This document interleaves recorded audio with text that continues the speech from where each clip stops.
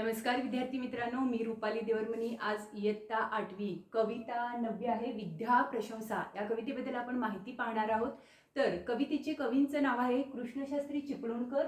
कवितेमध्ये काही अवघड शब्दार्थ आलेले आहेत ते आपण पाहणार आहोत। पहिला आहे असाध्य असणे म्हणजे मिळत नसणे, न लाभणे, प्राप्त न होणे। उणे असणे म्हणजे नसणे म्हणजे कमतरता नसणे।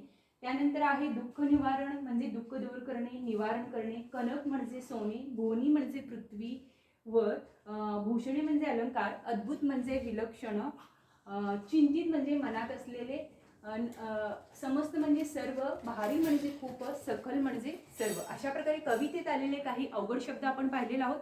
आता आपण कविता तालासुरात गाऊया आणि त्याचे स्पष्टीकरण पाहूया। विद्येनेच मनुष्य आले श्रेष्ठत्व ह्या जगामाजी, न दिसे एकही वस्तू विद्येनेही असाध्य आहे जी। देऊनी किंवा भोगुनी उणे, न होता सदैव वाढतसे, ऐसे एकच विद्या धन, अद्भुत गुण न हा दुजात वसे।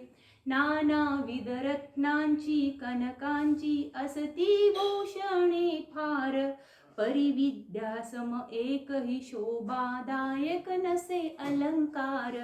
या साऱ्या भुवनी हितकर, विद्ये सारखा सखा नाही, अनुकूल जिज याला नित्य तयाला उणे नसे काही। गुरुपरी उपदेश करी, संकट समयी उपाय ही सुचवी, चिंतित फळ देऊनिया कल्पतरूपरी मनोरथा पूर्वी। या परी सकल सुखे जी देई, दुःखे समस्त जीवारी, त्या विद्या देवी ते अनन्य भावे सदा बजाबारी। अशा प्रकारे कृष्णशास्त्री चिपळूणकर यांनी म्हणतात की विद्या म्हणजे ज्ञान आहे। या कवितेत विद्येची महती सांगितलेली आहे। या जगामध्ये विद्येची थोरवी सांगत असताना माणसाला विद्येमुळेच इतर प्राण्यांपेक्षा श्रेष्ठत्व मिळालेलं आहे। जी विद्येमुळे प्राप्त होत नाही अशी गोष्ट जगामध्ये कुठलीही नाही। विद्येमुळे मनुष्याला कोणतीही गोष्ट सहज मिळू शकते।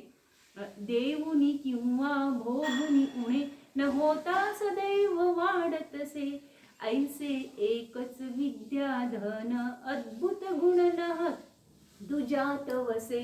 म्हणजे ज्ञान किंवा विद्या ही अशी गोष्ट आहे की जी दुसऱ्याला दिल्याने किंवा स्वतः उपभोगल्यामुळे कधीही वजा होत नाही, उलट ती सतत वाढतच राहते। विद्या ही अक्षय आहे, अशी ही एकच विद्या संपत्ती आहे। तिच्यामध्ये असलेला हा अजब विलक्षण गुण दुसऱ्या कुठल्याच गोष्टीत नाही।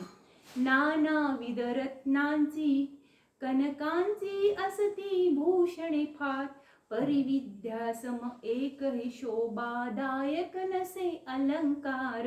म्हणजे जगामध्ये तऱ्हेतऱ्हेचे निरनिराळे बेसुमार असे रत्ने, हिरे, माणके, कनके, मोती, सोने यांचे काय आहेत? अलंकार आहेत। पण विद्येसारखा शोभिवंत अलंकार कुठेही एकही नाही। विद्या अलंकार एकमेव आणि कसा आहे? एक अद्वितीय असा आहे। विद्येला कोणाची सर नाही। या साऱ्या भुवनी हितकर, विद्ये सारखा सखा नाही, अनुकूल तीज याला नित्य तयाला उणे नसे काही। म्हणजे या सर्व पृथ्वी तलावर, सर्व जगात विद्येसारखा कल्याणकारी आणि शुभचिंतक असा मित्र कोणी नाही। ज्याला विद्या अनुकूल आहे, वश आहे, त्याला नेहमी कशाचीही कमतरता भासत नाही। जो विद्येने परिपूर्ण आहे, तो विद्यापूर्ण आहे, त्याला कशाचीही कमतरता भासणार नाही। गुरुपरी उपदेश करी, संकट समयी उपाय ही सुचवी, चिंतित फळ देऊनिया कल्पतरूपरी मनोरथा पूर्वी। विद्या ही गुरुप्रमाणे काय करते? आपल्याला उपदेश देते, संकटात मार्ग दाखवते, संकट कसे निवारण करायचे याचे उपाय सुचवते। कल्पतरू जसा तुम्ही इच्छिलेले फळ देतो, म्हणजे कल्पतरूंचं झाड पूजन केल्यानं आपलं मनोरथ पूर्ण करते, तसेच आशादायी ठरतो आपण। त्या कल्पतरूंप्रमाणेच विद्या सुद्धा आपल्याला काय करते? पूजा केल्यानं, आराधना केल्यानं, साधना केल्यानं आपली मनोकामना किंवा इच्छा पूर्ण करते। या परी सकल सुखे जी देई, दुःखे समस्त जीवारी, त्या विद्या देवी ते अनन्य भावे सदा भजाभारी.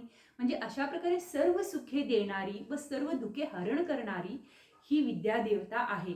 तिचा मनोभावी नेहमी उपासना करावी, अनन्य भावाने तिला शरण जावे, तिची खूप साधना करावी. अशा प्रकारे विद्या प्रशंसा ही कृष्णशास्त्री चिपळूणकर यांनी लिहिलेली कविता असून यामध्ये विद्यासारखं दुसरा मित्र नाही, सर्व दुःखी दूर करण्याची ताकद फक्त विद्येमध्येच आहे. म्हणून विद्येची सतत आराधना करावी, पूजा करावी असा संदेश कवीने आपल्या कवितेमध्ये गंभीर आणि उदात्त शब्दात सांगितलेला आहे. इथं आपली विद्या प्रशंसा ही कविता पूर्ण होते. अशाच प्रकारे तुम्ही कविता वाचा आणि त्याचा भावार्थ तुमच्या लक्षात आलेला आहे अशी मी आशा करते. इथे मी थांबते. धन्यवाद.